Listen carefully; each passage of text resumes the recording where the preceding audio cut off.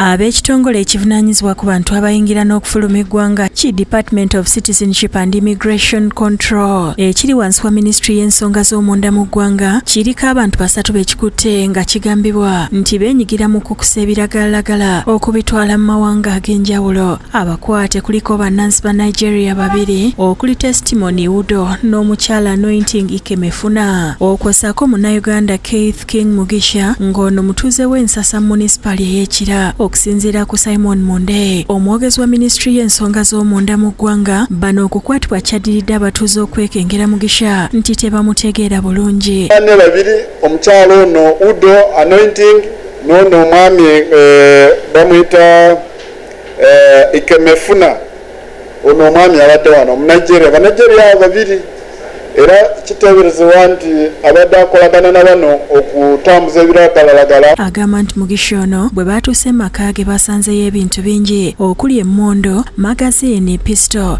ebyambalo by'amagye, passport eziwerako n'ebiwandiiko ebirala bingi. Twazudde ebintu biyitirivu, twazudde emmundu ennene ennyo eyo machine gun nga bwe mugirabye, ne tuzuula pisto, amasasi, walkie talkies, engato z'ekimagye, twazudde passport, alina passport nga 6 eya Uganda, eya Brazil, eya Seychelles, eya UK.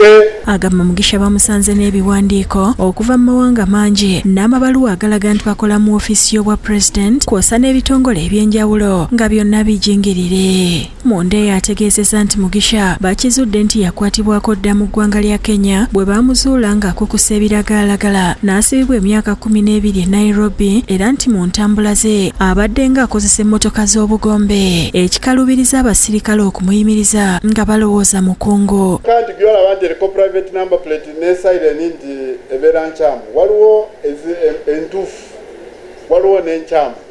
Kakati owa traffic tosobola kumanya nti ono mutuufu ono mukyamu okujjako ng'afunye information. Monde yagamba nti abantu be bamukutte nabo bwe babadde bakolagana okutambuza ebiragalalagala mu mawanga ag'enjawulo era nti bakwatibwako ne Brazil.